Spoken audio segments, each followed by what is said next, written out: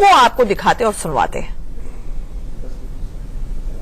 कि जब supreme court मान चुका है टेम्परिंग हो सकती है तभी तो वीवीपैट आया है, तो क्यों नहीं दुनिया के तमाम मुल्कों में, अमेरिका में, इंग्लैंड में, विकसित राष्ट्रों के अंदर ये मशीनें समाप्त हो गई हैं। तो हिंदुस्तान जैसे मुल्क में क्यों जब संदेह पैदा हो गए जनता में, और इतने बड़े डेमोक्रेटिक मुल्क के अंदर संदेह नहीं जाना चाहिए, पब्लिक इंटरेस्ट में नहीं है और डेमोक्रेसी इंटरेस्ट में नहीं है, तो क्यों नहीं आप इसकी मशीन को ही खत्म कर दो, ईवीएम की सिस्टम को खत्म कर दो। ये मैंने खुद ने सवाल उठाया था। ये सवाल आज पूरे देश के अंदर चर्चा का विषय बना हुआ है और संदेह बना हुआ। विपक्ष का अधिकार है कि वो अपनी बात रखे, लेकिन इस बात पर भी विपक्ष को गौर करना पड़ेगा कि हर बार अपनी राजनीति के लिए संवैधानिक संस्थाओं को, जैसे चुनाव आयोग, उस पर प्रश्न उठाना, कोर्ट में प्रश्न उठाना, ये उचित नहीं है। इससे लोकतंत्र मजबूत नहीं होता है। साथ ही साथ ईवीएम पर भी प्रश्न उठाना, अभी से जब प्रश्न उठा रहे हैं तो ये सांकेतिक है कि वो खुद ही हार मान गए। इसी ईवीएम के आधार से तो कांग्रेस अभी 3 राज्य भी जीते थी। तो ऐसा नहीं हो सकता है कि ईवीएम जब जीतते हैं, जब सरकार उनकी बनती है, चुनाव जीतते हैं तो ईवीएम सही है, लेकिन जब हारते हैं तो ईवीएम खराब है। इलेक्शन कमीशन तो मोदी अगर कहता है पानी पियो तो पानी पीते हैं, मोदी अगर कहता है कि सांस भरो तो सांस भरते हैं, तो सांस भी रोके बैठे रहते हैं इलेक्शन कमीशन वाले। तो आप तो उनको बोलो ना, 7 चरणों में ये इसलिए चाहते थे क्योंकि इनके गुंडे कॉन्स्टिट्यूंसी से कॉन्स्टिट्यूंसी जाकर प्रभावित करें, और ईवीएम मशीनों पे जो हम लोगों को पता चला ये प्रभावित करने वाली जो प्रणाली है वो 7 चरणों में एक एक करके अलग अलग जगह जाएगी, क्योंकि ईवीएम के अलावा और कोई तरीका नहीं है बीजेपी का चुनाव जीतने का। ईवीएम पर ममता बनर्जी, चंद्रबाबू नायडू के एग्जिट पोल के अनुमानों को खारिज करने के बाद अब कांग्रेस महासचिव प्रियंका गांधी वाड्रा ने भी एग्जिट पोल के अनुमानों को खारिज कर दिया है। प्रियंका कह रही हैं कि हिम्मत मत हारिए, स्ट्रांग रूम पर नजर रखिए। अपने कार्यकर्ताओं को उन्होंने एक ऑडियो मैसेज भेजा। उन्होंने कांग्रेस कार्यकर्ताओं को ऑडियो संदेश जारी कर कहा कि वो न्यूज चैनल्स के एग्जिट पोल्स पर ध्यान न दें। ऑडियो संदेश में उन्होंने क्या कुछ कहा वो सुनवाते हैं।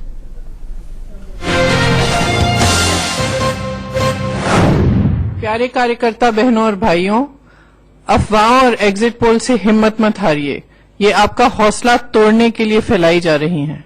इस बीच आपकी सावधानी और भी महत्वपूर्ण बनती है। स्ट्रांग रूम और काउंटिंग सेंटर में डटे रहिए और चौकन्ने रहिए।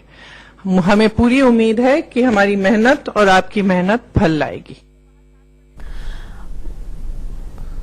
वहीं ईवीएम के खिलाफ विपक्षी दलों को लगा झटका। आज दिल्ली नहीं आएंगे एचडी कुमारस्वामी। चंद्रबाबू नायडू ने आज 21 विपक्षी दलों की बैठक बुलाई थी। 3 बजे के करीब ये कार्यक्रम था कि वो चुनाव आयोग जाएंगे अपनी शिकायत को लेकर, और ये भी गुजारिश कर सकते हैं कि वीवीपैट से 50% पर्चियों का मिलान हो, और ईवीएम पर ठीकरा फोड़ने के लिए पूरी तैयारी के मूड में थे चंद्रबाबू नायडू, जिन्होंने 21 दलों को न्यौता दिया था। ममता बनर्जी ने कहा वो तो नहीं आ रही है, डेरेक ओब्रायन को भेज रही हैं। लेकिन इस दौरान बड़ी खबर यह आ रही है कि एचडी कुमारस्वामी, कर्नाटक के मुख्यमंत्री, जेडीएस का अलायंस है यहां पर कांग्रेस से, और पहले से ही यहां पर खतरा मंडराना शुरू हो गया है कि कहीं ऑपरेशन लोटस ना शुरू हो जाए, एक बार फिर से यहां पर सरकार गिराने की कोशिश ना हो। ऐसे में एचडी कुमारस्वामी ने फिलहाल दिल्ली नहीं आने का मन बनाया है, जो कि विपक्षी एकता को एक बार फिर से झटका माना जा सकता है। हमारे साथ एक बड़ा पैनल जुड़ रहा है। हमारे साथ नवीन कुमार जी, बीजेपी के प्रवक्ता, जुड़ रहे हैं। अजय कटारिया, पॉलिटिकल एनालिस्ट हैं, कांग्रेस विंग से जुड़े हुए हैं, वो कांग्रेस का पक्ष लेंगे। डॉक्टर सुनील सिंह, जेडीयू के प्रवक्ता, जुड़ रहे हैं। Prem Kumar Jain, TDP spokesperson. Atul Saxena, SP leader. Santosh Dwivedi, जो कि फॉर्मर आईएएस ऑफिसर हैं, इलेक्शन ऑब्जर्वर रह चुके हैं, वो हमारे साथ लखनऊ स्टूडियो से जुड़ रहे हैं। अजय कटारिया, हार तो छिपाना है, ईवीएम बहाना है। अगर ये प्लान बी पर ही कांग्रेस काम कर रही है कि अगर जीत जाते तो राहुल गांधी, प्रियंका गांधी का जलवा है, अब हार रहे हैं तो पूरा ठीकरा आप ईवीएम पर फोड़ दीजिए, कितना आसान है आपके लिए, कन्वीनियंट है? हाँ, जल्दी देखिए, ईवीएम पे पहले भी सवाल उठते रहे हैं और बहुत सारे वीडियो जो हैं सामने आए हैं कि किसी पे भी बटन दबाओ तो कमल पे जाता है। तो इस तरह की शिकायतों के आधार पे ही जितनी भी विपक्षी पार्टियां हों, और उससे पहले आप देखिए लाल कृष्ण आडवाणी जी जो भारतीय जनता पार्टी के अध्यक्ष थे उस टाइम पे, उन्होंने भी इस बारे में आवाज उठाई थी। उन्होंने भी कहा था कि ये इस तरह के ईवीएम पे विश्वास नहीं किया जा सकता जो कभी भी हैक की जा सकती हो। तो इस तरह से, और रही बात सर्वे की, पोस्ट पोल ये अपना अलायंस इसकी सर्वे की, आपके जो है ये देखिए 8 से 10 एजेंसियों ने सर्वे किया है, और उनमें हर में अलग अलग आंकड़े पेश किए हैं। किसी ने 250 सीटें दिखाई हैं एनडीए की, एक ने 350 दिखाई हैं, एक ने 365 दिखाई। अब बताइए आप किस पर विश्वास किया जाए? तो आपका कुल मिलाकर ईवीएम पर भरोसा नहीं है, एग्जिट पोल्स पर भरोसे की बात नहीं कर रहा मैं, भरोसा है, लेकिन कौन से पे करें आप बताइए? 10 से 12 एक बात बताइए, 10 से देश की जनता पर है, जनता पर विश्वास, पूर्ण विश्वास है जनता पर ही तो विश्वास है, और किसी पे विश्वास क्या करें बताइए आप? एक बात बताइए, आप 200 से लेकर के 350 तक आप 150 तमाम बातें कर रहे हैं, आप बताइए आंचल जी, 150 सीटों का गैप आप कहां भरोगे? लोटस पर जाता है, ये सारी बिल्कुल, ये वीडियो आए बहुत ज्यादा, आप देखिए होती है, तुरंत कार्रवाई होती है। हरियाणा का देखिए सामने आया ना, एक पोलिंग एजेंट गया था, उसने 3 महिलाओं के लिए, दलित महिलाओं के लिए बटन दबा दिया, तुरंत एक्शन हुआ, रिपोर्टिंग बहुत सारी जगह आप देखिए, बहुत सारी जगह आप देखिए आंचल जी, आप एक जनरल व्यवस्था के खिलाफ चले गए हैं। लेकिन नवीन कुमार, सवाल आपसे भी ये उठता है, आप तो बड़े दावे के साथ शुरू से ही कह रहे हैं कि अब की बार 300 के पार, तो क्या ईवीएम हथियार आपका है? विपक्ष पूछ रहा है कि ये आप ईवीएम को बदल रहे हैं, आप स्ट्रांग रूम से ही बदल रहे हैं आप। किसानी बिल्ली खंबा नोचे। क्या मुझे ये बताया आंचल जी कि कौन सी पॉलिटिकल पार्टी जमीन पे काम कर रही है 24/7? कोई एक पॉलिटिकल पार्टी बताइए, बूथ लेवल पे कौन काम कर रहा है? हम बूथ लेवल पर काम करते हैं, इसलिए हमको मालूम है कि हमारे कार्यकर्ता किस प्रकार से जनता के बीच में जाकर के अपनी बात रखते हैं, हम उसी आधार पर बात करते हैं। कोई पॉलिटिकल पार्टी, ममता बनर्जी तो कह रही थी कि आरएसएस वाले इस वक्त लोगों को बूथ पर ही नहीं ला रहे हैं, झोला उठाए दिख नहीं रहे हैं, आपका बूथ पे कोई काम नहीं हुआ है। तो सवाल ये है कि ईवीएम क्या आपका हथियार है? देखिए, आपका पोलिंग एजेंट था ना, बीजेपी का ही पोलिंग एजेंट था ना जिसने हरियाणा में बटन लगाया 3 महिलाओं के लिए। आधे से ज्यादा आपने वीडियो सोशल मीडिया पे 80% होंगे जो वेस्ट बंगाल के सोशल वायरल हुए हैं, जिसमें कि तृणमूल कांग्रेस को वोट डाल रहे हैं। लेकिन वहाँ हाजीपुर का है, गाजीपुर का है, सब जगह आधे से ज्यादा। मैं क्या चंदौली में तो ये हुआ, पहले ही लगा दी थी उंगली पे, मेरा कहना एक रात पहले ही चंदौली में। भाई साहब, मैं तो आपके बीच में बोला नहीं ना, इसलिए मैंने कहा आपने बोल लीजिए। बोलिए आप। मेरा कहना केवल इतना है कि कोई पॉलिटिकल पार्टी जमीन पे काम नहीं करना चाहती, कोई पॉलिटिकल पार्टी सकारात्मक राजनीति नहीं कर रही, नेगेटिव पॉलिटिक्स करी 5 वर्षों तक विपक्ष ने। अच्छा, एक बात, दूसरी बात, मेरी बात सुन लीजिए, कंप्लीट होने दीजिए रासा साहब। मेरा कहना यह है कि आप पॉलिटिक्स नहीं करेंगे, पॉजिटिव पॉलिटिक्स नहीं करेंगे, आप जनता के बीच में नहीं जाना चाहते हैं, और उसके बाद दोष ठीकरा फोड़ना चाहते हैं ईवीएम पर। अरे भाई, जनता के बीच में जाइए ना, क्यों नहीं जानते? ईवीएम तो कभी भी आबरू कर लीजिए ईवीएम को, ये हालत कर रखी है आपने। वही ईवीएम है जिसको इलेक्शन कमीशन ने सबको बुलाया था, पॉलिटिकल पार्टी को। कहां थे सबके साथ? आज आप बात करते हैं कि देशों में 5 देशों की बात करते हैं। मैं कांग्रेस के नेता को सुन रहा था, उन्हें सभी को लाइए, मेरा ही कहना है, वो कह रहे थे कि दूसरे देशों में, विकसित देशों के अंदर ईवीएम हटा दिया गया। वहां की पॉपुलेशन कितनी है? क्या वहां चुनावी हिंसा होती है? क्या यहाँ कितनी चुनावी हिंसा हो रही है? कौन लोग करेंगे? बूथ लुटवाना चाहते हैं लोग। आज देश के अंदर यह तय है कि जो सकारात्मक राजनीति कर रहा है, जो विकास की बात कर रहा है, जो सेना का सम्मान की बात कर रहा है, मजबूत सरकार लेकर आ रहा है, वो ही आ रही है। मैंने आज चुनाव प्रचार किया, और कोई वोट पड़ने नहीं है, इसीलिए मतलब नहीं है। अतुल सक्सेना, मुझे एक चीज तो समझ में नहीं आ रही है, आप एग्जिट पोल्स पर भरोसा नहीं जता रहे हैं, बोल रहे हैं हम जीतेंगे, एग्जिट पोल सब गलत हैं। अगर एग्जिट पोल गलत हैं तो इतने पैनिक बटन विपक्ष को दबाने की क्या जरूरत है? ये ईवीएम के ऊपर तुरंत कार्रवाई की अभी बात क्यों उठी है एक बार फिर से? ये तो आपका प्लान बी चल रहा है ना फिर। आंचल जी, जो आपने मेरे से क्वेश्चन करा है उसमें मैं कहना चाहता हूँ, एग्जिट पोल पे जो हमें आपने कहा कि भरोसा नहीं है, वो भरोसा इसलिए नहीं है हमें क्योंकि जो एग्जिट पोल है, जो चुनावी आंकड़े दिखाए गए हैं, ये कुछ सैंपल्स पे दिखाए गए हैं, 7-8 लाख सैंपल्स पे, और हर लोकसभा क्षेत्र में 1200-1300 सैंपल लिए गए हैं। तो यदि उस आधार से 543 पे करीब जो है, आपने एक सेकंड देखिए, अगर आपका समझ ईवीएम पर जवाब दें, मैं आपका जवाब ईवीएम को मैं एग्जिट पोल देखकर हार मानी ना, तभी ईवीएम को लेकर आ रहे हैं मुद्दा। मैं बता रहा हूँ आपको कि हर लोकसभा क्षेत्र में 20, 22, 25 लाख वोटर होता है, और 1000-1200 सैंपल लेकर के हमें ये बता देना कि बीजेपी की सरकार आ रही है, गलत होगा। इसलिए एग्जिट पोल पे हमें भरोसा नहीं है, क्योंकि उत्तर प्रदेश के अंदर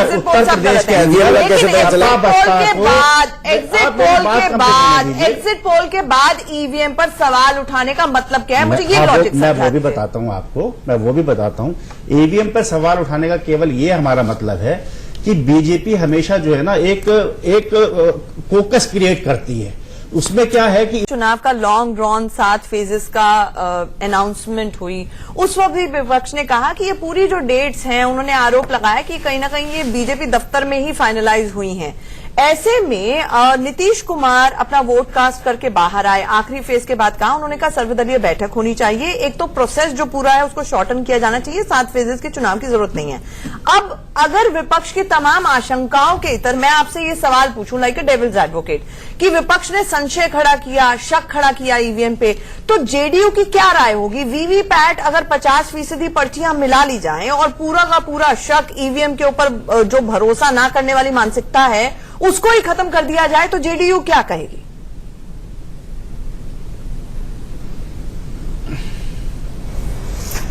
देखिए, ये बात ईवीएम की नहीं है। आप विपक्ष की मानसिकता देखें तो लगातार विपक्ष की जो ये करारी हार हो रही है, क्योंकि वो हिंदुस्तान की राजनीति को एक नकारात्मक दौर में ले जाने का कोशिश कर रहे हैं। जनता ने उसे नकारा है। अगर देखें तो उन लोगों के गैर मर्यादित बोल, और आप देखें अगर नैरेटिव में कि अगर सभाओं के बाद अगर बोला आता था तो एक तरफ था चौकीदार चोर है, एक तरफ था वंदे मातरम, एक तरफ सकारात्मक, एक तरफ नकारात्मक। इस तरह की चीजों में जब भी उन्हें किसी तरह की असफलता हाथ लगती है, देखिए एग्जिट पोल में कोई ईवीएम नहीं होता। इसके बाद एग्जिट पोल में चुनाव की हार की आशंका देख के एक गैर जिम्मेदार नेता पार्टी के लोग जो हैं, विपक्ष गैर जिम्मेदार हरकत के रूप में ईवीएम पर सवाल खड़ा कर रहे हैं। अगर उन्हें चुनाव प्रणाली में कुछ सुधार की जरूरत हो तो सर्वदलीय बैठक हो, कुछ लोग करें, चुनाव प्रगतिशील के रूप में जाए। अब धीरे धीरे ऑनलाइन वोटिंग लोग करा रहे हैं कहीं कहीं पर, मैं वो नहीं कह रहा, मैं कह रहा हूं प्रगतिशील के रूप में ये शक खड़ा करके एक तरह का चिकित्सकीय भाषा में कहें तो डिनायल मोड में आकर के जनता के बीच में संशय क्रिएट करके, आज के दिन आप देख रहे हैं सोशल मीडिया पर ईवीएम के बारे में कैसे कैसी बातें कही, फेक न्यूज दी जा रही है, पूरी तरह फेक न्यूज। मैं आपको बता दूं, एक यही नहीं है, आप अगर ईवीएम को लेकर आप सुप्रीम कोर्ट गए, सुप्रीम कोर्ट ने जो फैसला सुनाया उसे आप माने, अगर आपको नहीं सूट करता है कहते हैं सुप्रीम कोर्ट पर सवाल खड़ा करते हैं। आप चुनाव आयोग पर कुछ कहना चाहते हैं सुधार का तो कहने का तरीका होता है कि ये भाजपा दफ्तर में गया। सब पर सवालिया निशान खड़ा करके जितनी संवैधानिक संस्थाओं हैं उसकी मर्यादा से आप खेलते हैं। आप तरह तरह के नैरेटिव देते हैं, जनता को नहीं पचा। बिहार में एक वैसे नेता जिसको कि नीतीश कुमार जी ने कौखो गौगो सिखाया, वैसा नेता ट्वीट के माध्यम से ऐसे ऐसे अपशब्दों का प्रयोग किया, जनता ने उसका करारा जवाब दिया। हिंदुस्तान की जनता ये बताना चाहती है विपक्ष को कि अब भी समय है, आप मंथन करो। प्रेम कुमार जैन जी, प्रेम कुमार जी, जेडीयू के मेरे मित्र जो है प्रेम कुमार जैन जी को जवाब देने दीजिए। माननीय मोदी जी सर मुझे ये बताइए, क्या बोले यार, दूसरे को बोलो। क्या ये मर्यादा में आता है? अरे आपको तो पता नहीं, हम उन्हें मर्यादा में ही है ना, उन्होंने क्या कहा? वोट पड़ चुके, इससे कोई लेना देना नहीं है। परेशान क्यों? हार से किसिया बताना चाहता हूँ, हार हो गई यार, क्यों किससे परेशान? मर्यादा परेशान नहीं है सर, और परेशानी की है। मुझे क्या देश के प्रधानमंत्री को अच्छा लगता है कि जो गुजर गया है, जो स्वर्गवासी इस तरीके की बात कही जाए? अरे उसके बाद देश के प्रधानमंत्री को सेवा देता है। सज्जन कुमार को 84 में सजा मिली है। आज तो पूर्व प्रधानमंत्री राजीव गांधी को खुद पुण्यतिथि के अवसर पर श्रद्धांजलि हम उन्हें श्रद्धांजलि देते हैं, आपके चैनल के माध्यम से देते हैं। प्रेम कुमार जैन जी, क्या ये आपके हक में है कि आप इंस्टीट्यूशंस को ही मलाइन करें, इस तरह सवाल खड़े करें हार के डर से? आखिरकार आप जब बोलते हैं कि ये चुनाव आयोग नहीं, चुनाव अयोग्य है, जब आपने सवालिया निशान खड़ा कर दिया, it is for all times to come. अगर आप जीत भी जाएंगे तो सवाल ये खड़ा होगा कि उस वक्त क्या आपने तो ईवीएम रिग नहीं कराई है? क्या ये स्ट्रैटेजी सही है?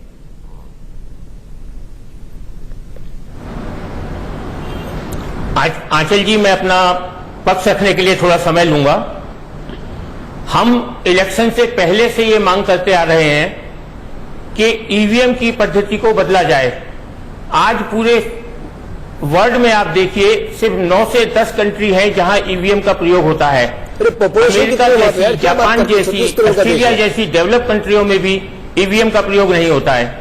ईवीएम के लिए और जब हमारा ये डिमांड किया गया कि 50% वीवीपैट को कम से कम काउंट किया जाए, उसको भी नहीं माना गया।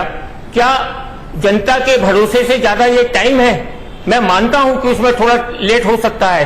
क्या इससे पहले बैलेट के हिसाब से इलेक्शन नहीं होता था? लेकिन आज जो संस्थाएं हैं, हम संस्थाओं के आरोप नहीं लगा रहे हैं, हम संस्थाओं की सच्चाई बता रहे हैं। कम कुछ तो जानकारी होनी चाहिए ना आपके पास। अभी ममता बनर्जी उम्मीदवारों को नॉमिनेशन नहीं भरने दे रही है, उसके लिए हाई कोर्ट में जाना पड़ता है। आप यहाँ पर क्या चाहते हैं? गुंडातंत्र चाहते हैं? जिन देशों की बात करें, उन देशों में अंदर चुनावी हिंसा नहीं होती, मोदी साहब मारकाट की नहीं होती, भाजपा के कार्यकर्ता को मारकर पेड़ों पर लटका दिया गया। क्या बात करते हैं? प्रैक्टिकली बताइए, कौन सा एकांत है? कुछ भी बोलेंगे, हमें हार रहे तो काम आप ये बताइए, जिस आपको तरह समझ में से नहीं वेस्ट आई है कि बंगाल से आप तस्वीरें आई हैं, इस सदी के बताइए। अंदर वो शर्मनाक तस्वीरें हैं।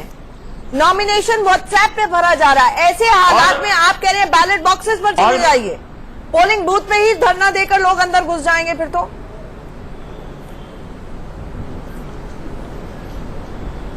देश ये जब ईवीएम में बड़ी संख्या में बेईमानी होगी तो बैलेट बॉक्स में अगर कहीं छुटपुट घटनाएं होती हैं तो मैं समझता हूं उससे ज्यादा बेटर बैलेट बॉक्स है। छुटपुट घटना बता रहे कि आंध्र प्रदेश 200 लोग तो पश्चिम बंगाल में मारे गए, मध्य प्रदेश में छुटपुट घटना बता रहे हैं। केरल में मारे गए, खारिज कर दिया। किसकी वजह से मारे गए? आप लोगों की वजह से मारे आप लोगों गए। की वजह से आपका जिसमें रवैया सपा है, जिस बसपा क्षेत्र में कांग्रेस सभी जाते लोग हैं शामिल लड़ाई हैं, दंगे जो ममता कराते हैं, बनर्जी के उसके पक्ष में आधार शामिल पर थे। नेशनल ब्लैकमेलिंग तो आप क्या कहते हो? भाजपा को गोली मार दो, भाजपा को चुनाव नहीं लड़ने दोगे? आप क्या चाहते हैं? आप ही सोचे। मुझे लगता है परेशान हो गए। अरे हार गए तो हार एक्सेप्ट करो, विपक्ष में अरे हार और जीत तो 23 मई को प्रकट होगी, आपके बोलने से नहीं होगी। नवीन जी, 23 तारीख को ये हार जीत का फैसला होगा, ऐसे नहीं होगा। आप लोग जो है झूठी अफवाहें ना फैलाएं। शुरुआत करेंगे, माफ कीजिएगा, एक छोटे से ब्रेक के लिए रुकना पड़ रहा है। ब्रेक के तुरंत बाद सरोज द्विवेदी जी बताएंगे कि आखिरकार ईवीएम को हैक किया जा सकता है, नहीं किया जा सकता है, स्टैंडर्ड ऑपरेटिंग प्रोसीजर्स क्या होते हैं उसके संरक्षण के लिए। एक छोटा सा ब्रेक, जल्द लौट रहे हैं। वीवीपैट से 100% मिलान की याचिका थी जिसे सुप्रीम कोर्ट ने खारिज कर दिया है। सुप्रीम कोर्ट ने याचिकाकर्ता को फटकार लगाई, कहा कि आप न्यूसेंस क्रिएट कर रहे हैं, जानबूझकर भ्रम फैलाने की कोशिश कर रहे हैं आप। दरअसल 50% मिलान की याचिका पहले से ही सुप्रीम कोर्ट खारिज कर चुका है। याद होगा चंद्रबाबू नायडू से लेकर फारूक अब्दुल्ला सुप्रीम कोर्ट की चौखट पर गए थे। उन्होंने कहा था कि 50% वीवीपैट की जो पर्चियां हैं उनका मिलान होना चाहिए, जिसे सुप्रीम कोर्ट ने खारिज कर दिया था। अब एक और याचिका गई थी सुप्रीम कोर्ट में जिसे सुप्रीम कोर्ट ने खारिज कर दिया है, और ये जो याचिका है वो टेक फॉर ऑल ने सुप्रीम कोर्ट में दायर की थी। ये चेन्नई बेस्ड एक ऑर्गेनाइजेशन है जिसने ये सवाल उठाया था, जिसे सुप्रीम कोर्ट ने रद्द कर दिया है। दूसरी बड़ी खबर भी ईवीएम से जुड़ी है। ईवीएम पर महबूबा मुफ्ती ने सवाल उठाए। उन्होंने कहा जिस तरह से बालाकोट एयर स्ट्राइक से बिना सबूत एयर स्ट्राइक की तरह ईवीएम को भी क्लीन चिट ईसी ने दे दिए, यानी कि जिस तरह से मोदी सरकार ने एयर स्ट्राइक के सबूत नहीं दिए, सीधे तौर पर महबूबा मुफ्ती ने कहा है कि हमने जो सवाल उठाए थे ईसी ने भी ईवीएम को क्लीन चिट दे दी है। सरोज द्विवेदी जी जो कि फॉर्मर आईएएस ऑफिसर है, इलेक्शन ऑब्जर्वर रहे हैं, वो हमारे साथ लगातार स्टूडियो में जुड़े हुए हैं। सर, पहले ये सवाल उठ रहे थे कि ईवीएम रिग की जा सकती है, जिसको लेकर विपक्ष को चैलेंज थ्रो किया चुनाव आयोग ने। विपक्ष वो चैलेंज को पूर्ण करने के लिए, टेस्ट लेने तक के लिए तो वहां पर गया नहीं। अब वो कह रहे हैं कि स्ट्रांग रूम से ही ईवीएम बदली जा रही है। जगह जगह से ऐसे वीडियो वायरल हो रहे हैं जहां पर पता चल रहा है कि रीपोलिंग हो रही है या रिजर्व की जो ईवीएम मशीन्स हैं उनको वहां पर लाया जा रहा है इस बहाने से। आपको क्या ये सही लगता है इस तरह की अफवाहबाजी करना, और इसको लेकर चुनाव आयोग जो कदम उठा रहा है या नहीं उठा रहा है, क्या वो सही कर रहा है?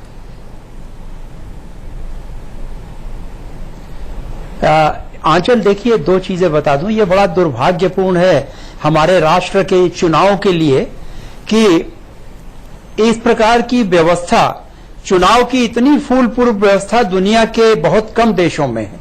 197 के आसपास दुनिया में देश हैं जो इंडिपेंडेंट हैं और जहां चुनाव की प्रक्रिया होती है, उसमें से लगभग 30 के करीब देश ऐसे हैं जहां पर इलेक्ट्रॉनिक वोटिंग मशीन्स का इस्तेमाल होता है। बाकी लोगों ने उसको फेज आउट नहीं किया, उन्होंने एडवांस मोड्स अख्तियार किए। मैं यहां पर उत्तर प्रदेश में एमडी यूपी डेस्को था और इलेक्ट्रॉनिक वोटिंग मशीन्स को देखता था।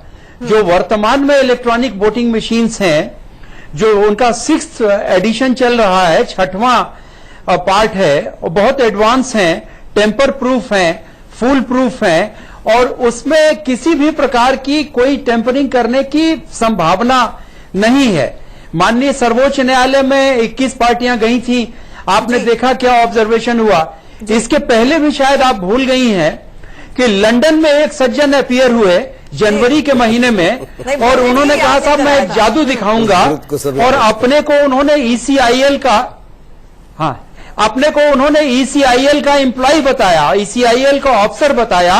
ECIL electronic corporation of India Bangalore की वो संस्था है जो हिंदुस्तान में इलेक्ट्रॉनिक वोटिंग मशीन्स के मेंटेनेंस और अपकीप का काम करती है, लेकिन वो भी डिसअपीयर हो गए। मेरा तो ये मानना है दुर्भाग्यपूर्ण रहा कि इंटरपोल की मदद लेनी चाहिए थी और उन श्रीमान को पकड़ के यहां लाना चाहिए था और उनसे पूछना चाहिए था कि ऐसी कौन सी विषम परिस्थितियां थी कि आप हिंदुस्तान के इश्यू को लंदन में ले जाकर के पूरी दुनिया के सामने आप एक तमाशा बना रहे हैं। सज्जन यहाँ पर राजनैतिक दलों का जहां तक प्रश्न है, वो कार्रवाई जिसकी भी अजीत कटारिया जी कपिल सिब्बल गए थे ना उस प्रेस कॉन्फ्रेंस को अटेंड करने। मुझे एक चीज समझ में नहीं आ रही, आपने बचपने में मुहावरा सुना है, नाच न जाने आंगन टेढ़ा। हमें सिखाया जाता है, जर्नलिस्ट की ट्रेनिंग ये होती है, when in doubt cut it out, और आपकी ये ट्रेनिंग है कि you are losing you create a doubt. Aanchal ji देखिए, ऐसा है, इस पर मैं फिर वही कह रहा हूं, इस पे भारतीय जनता पार्टी के लोगों ने जो सरकार में है आज, उन्होंने सवाल उठाए थे, तब भी यही बात आई थी और सबने वो जीवीएल नरसिम्हा राव की किताब पे जाएंगे, उसको छोड़ दीजिए। मध्य प्रदेश, राजस्थान, छत्तीसगढ़ उन्होंने किताब जीवीएल नरसिम्हा की किताब है इस पे, 2009 में लाल कृष्ण आडवाणी जी ने उठाए थे। अच्छा, मध्य प्रदेश, उसके अलावा कितनी शिकायतें आई हैं, देखिए आप कैसे जीते थे ये समझा, आप ये बताइए कितनी। हमने तब भी कहा था, क्या कहा कांग्रेस पार्टी ने तभी भी कहा था कि चुनाव जो है वो 100% वीवीपैट जो है वे मिलान होने चाहिए, तब भी हमने यही बात कही थी। आज भी वही बात, उसी बात पे हम सुप्रीम कोर्ट गए थे, बाद कहा था कि वीवीपैट में मिलान होने बिल्कुल चाहिए। हम आज भी कह रहे हैं, राजस्थान तो हम नवंबर में जीत चुके, उसके बाद आज भी कह रहे हैं वही बात। यही चीज लेकर के तो सुप्रीम कोर्ट गए थे। आप ये बताइए, चुनाव आयोग में खुद में मतभेद इतने हैं। अशोक लवासा जी एक बात बताइए, चुनाव आयोग के आयुक्त है, चुनाव आयुक्त तो वे कह चुके हैं कि इसमें जो है वो भेदभाव किया गया है, क्लीन चिट तक में भेदभाव किया गया। बताइए आप, वीवीपैट से मिलान होना चाहिए, चुनाव आचार संहिता का जो उल्लंघन हुआ है उसमें भी भेदभाव किया गया है। बताइए नवीन जी, लेकिन मुझे ये बता दीजिए, अगर सब कुछ सही है, 4 दिन लेट से आ जाएगा नतीजा, तो क्या दिक्कत है? मैक्सिमम इसी में सवाल होगा, इससे ज्यादा कुछ नहीं होगा, 2 दिन लग जाएंगे, लेकिन कम से कम पारदर्शिता तो हो जाएगी। पारदर्शिता में क्या बुराई है? जो आदमी जिसको अपना पर विश्वास, आपने कोई गलत काम नहीं किया हुआ तो पारदर्शिता लाने में क्या बुराई? हो ही नहीं सकता पारदर्शिता। आप बताइए क्या बुराई? न्यायालय ने कह दिया, बहुत सारी जगह, देश की सबसे बड़ी अदालत है, उसके अंदर ज्यादा समझदार पढ़े लिखे लोग हैं। नवीन जी, मैं बात 4 दिन चुनाव का नतीजा जो है लेट हो जाएगा। 4 दिन, 2 दिन लगेंगे, आंचल जी 2 दिन लगेंगे, इससे ज्यादा नहीं लगेंगे। आप डाउट खत्म करिए वीवीपैट, लेकिन ये नहीं करना चाहिए ना।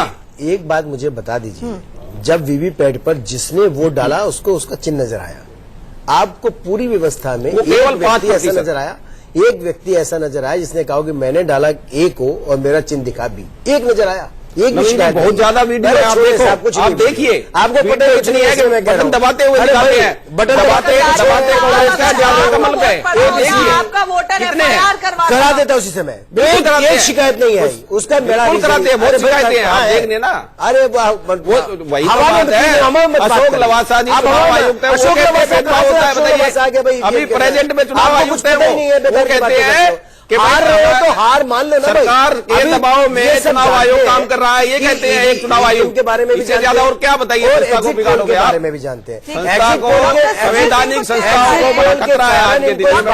एहसास हो चुका कि हार बिल्कुल नहीं। देखिए 23 तारीख को नतीजे आएंगे, 23 तारीख को नतीजे आएंगे, वो क्लियर हो जाएगा।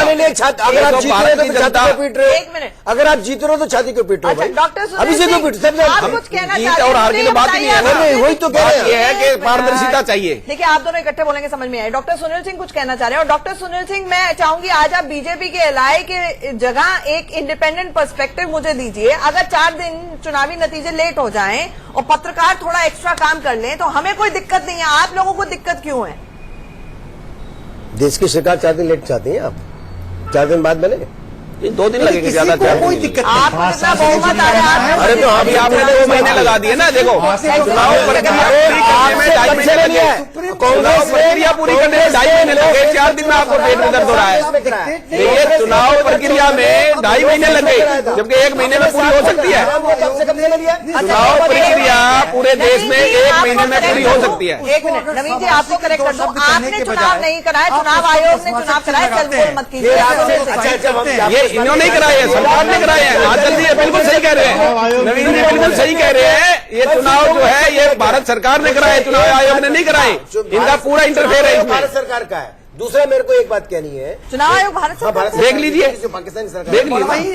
चुनाव आयोग चुनाव आयोग एक इंडिपेंडेंट बॉडी है, संवैधानिक बॉडी है। भारत का चुनाव आयोग, उसमें प्रधानमंत्री का और भारत सरकार का कोई इन्वॉल्वमेंट नहीं है, इंडिपेंडेंट बॉडी है वो। भारत सरकार का नहीं है सर, वो हाँ, मोदी की देख लिया सेना ना। नहीं है। चुनाव आयोग भारत सरकार का नहीं है। नवीन कुमार जी, आप पहले अपने आप को करेक्ट करिए। ये नवीन जी खुद कह रहे हैं कि भारत सरकार ने चुनाव कराए हैं, लेकिन ये मानते हैं इस बात को। बात कोई बात है, हमारे नहीं ना, आपका था ना। 2014 में जब इनकी सरकार थी, अगर कोई राजनीतिक विश्लेषक अगर ऐसा कहेगा, मैं कहता हूँ बड़ा दुर्भाग्यपूर्ण है। पढ़े लिखे नवीन लोग के कुमार मुंह से जी, भी I ऐसी want बातें you to निकलना think again. हमें लगता है कहीं न कहीं बड़ा आपने दुर्भाग्यपूर्ण कहा है। चुनाव आयोग भारत सरकार का है, आपने ये कहा कि हमने 7 फेज में चुनाव कराए, उन्होंने 9 फेज में कराए अच्छा थे। जी, परेशानी तो आपको ये है करेक्ट कर कि दूं कि देखिए चुनाव आयोग कि आपका नहीं है, आप सेल्फ गोल कर रहे हैं। उस टाइम पर इतना वक्त नहीं लगा था, इतना वक्त नहीं लगा था। ये जो सारे कितने समय लगा था? नहीं, 1.5 महीने में कंप्लीट हो गया था। देख लीजिए आप, कांग्रेस की स्थिति ऐसी है, 1.5 महीने में पूरा कर दिया। आपने 2.5 महीने लगाए हैं 7 फेज के चुनाव में, देश के लोगों को क्योंकि प्रधानमंत्री जी ने अच्छा, रैलियां करनी थी। अब ये कह रहे हैं 1 महीने में बाकी पैनलिस्ट को लाना। 1.5 महीने चुनाव पहले आयोग देख लीजिए, चुनाव आयोग हमने नहीं कराया, चुनाव आयोग ने कराया था, हमने नहीं कराया। हम कौन से कराने वाले? नवीन जी चुनाव आयोग कराता है, हम नहीं कराते चुनाव।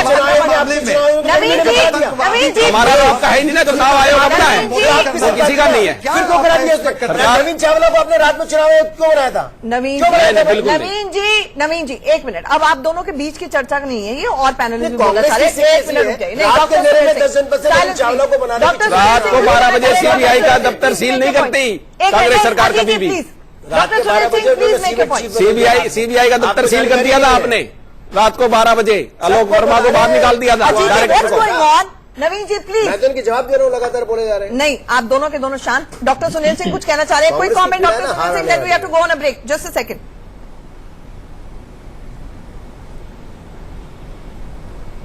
ये मैं ये कह रहा हूं कि जब गैर जिम्मेदार विपक्ष जब आतंकवाद के मुद्दे पर, जब राष्ट्र सुरक्षा के मुद्दे पर, और जब आतंकवादी को अगर जी करके करते हैं, तो हमें लगता है कि ये स्वस्थ लोकतंत्र नहीं है। विपक्ष का ये गैर जिम्मेदाराना हरकत है, और जो एक पर एक देखिए बढ़ते जा रही है।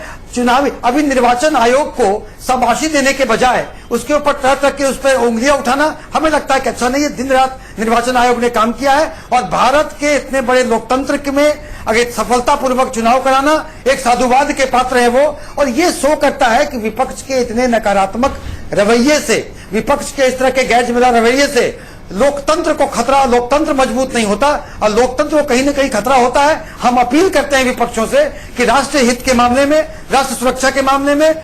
बस नकवी साहब हमारे साथ में मौजूद है। नकवी साहब, रिजल्ट आने में 2 दिन बाकी हैं, लेकिन विपक्षी दल पहले से उन्होंने भूमिका बना ली है, चुनाव आयोग पहुंच चुके हैं ईवीएम को लेकर के। देखो एक बात बताएं आपको, ये ईवीएम की विलाप मंडली शुद्ध रूप से चुनाव से पहले हार का हाहाकार कर रही है।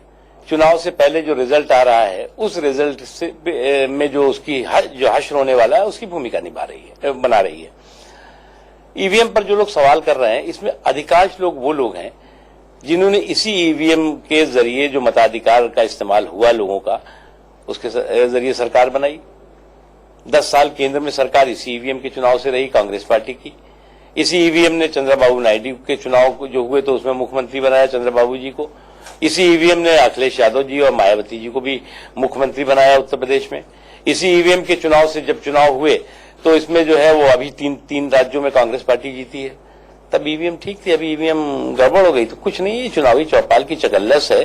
और चुनाव से पहले खुशफहमी पालने में किसी को कोई बुराई नहीं है, लेकिन गलतफहमी नहीं होनी चाहिए। सुना आपने मुख्तार अब्बास नकवी को। अतुल सक्सेना, आप विलाप मंडली हैं, हार रहे हैं तो रोना पहले से ही शुरू हो गए हैं, जवाब? अचल जी, ये रोना तो इन्होंने 23 तारीख के बाद, आप देखिएगा। पहले भी हम कह चुके हैं 23 तारीख को रिजल्ट आने दीजिए, गपशप मत मारिए। 205 एनडीए के साथ सीटें आ रही हैं बीजेपी की, क्या बात है? और ये भूमिका बनाई जा रही है। नवीन जी मेरे से क्वेश्चन करके मुझे आंसर दे दीजिए। अब आप देखिए कि ये भूमिका ये लोग बना रहे हैं। ईवीएम की, जिस ईवीएम की बात कर रहे हैं कि विपक्ष जो ईवीएम पर जो है सवाल उठा रहा है, तो यह है कि बीजेपी इस चीज को भूमिका बना रही है, क्योंकि हेराफेरी जो आंकड़े जो दिखाए जा रहे हैं, दुनिया सबसे बड़ा ये आंकड़े जो दिखाए जा रहे हैं, ये भूमिका बनाई जा रही है जिससे कि ईवीएम में हेराफेरी करी जा सके, आप सभी से ताकि ये लोगों को गुजारिश कहने का पता मिल सके। अतुल सक्सेना जी, एक मिनट। दुनिया का सबसे बड़ा लोकतंत्र, दुनिया की सबसे बड़ी लोकतांत्रिक प्रक्रिया, आप सबसे यही गुजारिश है कि कृपया करके उसका मजाक ना उड़ाएं सबके सब, और कहीं ना कहीं संस्थानों पे हमारी इस प्रक्रिया पर थोड़ा सा विश्वास जरूर दिखाएं और जताएं। वैसे जो जीता वही सिकंदर। एक छोटे से ब्रेक के लिए रुकेंगे। 23 मई को क्या होता है, इस पर हमारी लगातार स्पेशल कवरेज जारी रहेगी इंडिया न्यूज पर। एक छोटा सा ब्रेक।